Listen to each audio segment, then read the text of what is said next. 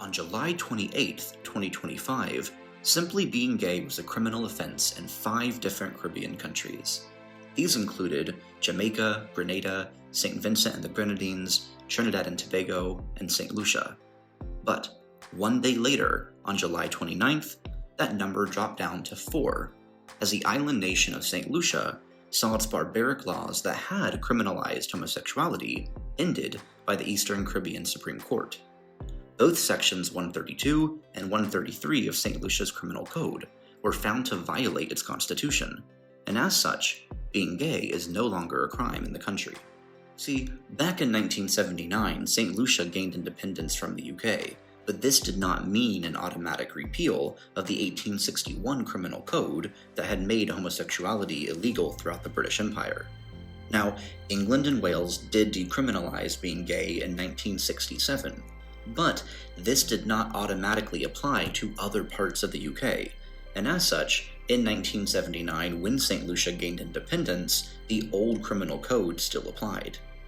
Sadly, St. Lucia did not only opt to keep this primitive law, but instead in 2005 decided to make it even more barbaric and oppressive when it expanded its new criminal code to explicitly include lesbians and increase the length of prison sentences to between 5 and 10 years for those convicted of being gay. So while homosexuality had first been criminalized under colonial rule, St. Lucia took it a step further, as it pioneered new ways to oppress the most vulnerable in its society. But after decades of persecution, on July 29th, justice finally prevailed, and now LGBTQ people in the country are free to love without fear of prison. This is a desperately needed glimmer of hope in a region that was recently shocked with Trinidad and Tobago recriminalizing homosexuality earlier in the year. But despite this substantial setback, St. Lucia has now pushed the needle back in the right direction, and the Caribbean is one step closer to being totally free from state-sponsored violence against our community.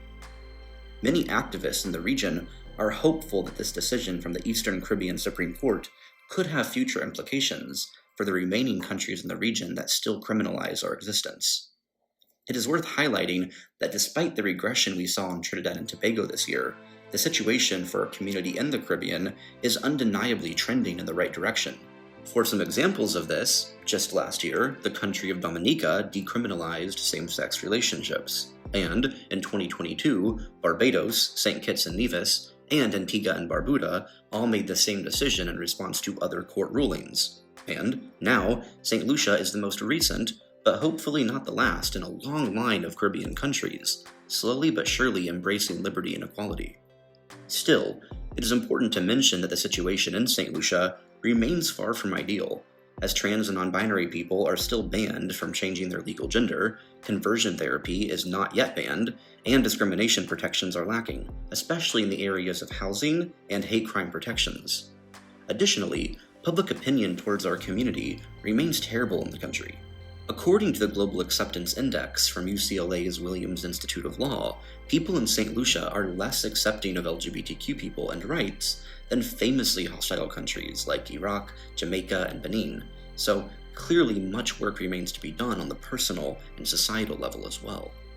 But, on an optimistic note, I will point out that the act of decriminalization is a powerful step in changing people's prejudices, so it is a safe bet that in the years ahead, public opinion in St. Lucia will see moderate improvement as more individuals in the country feel safe enough to be open with their family and friends, perhaps for the first time.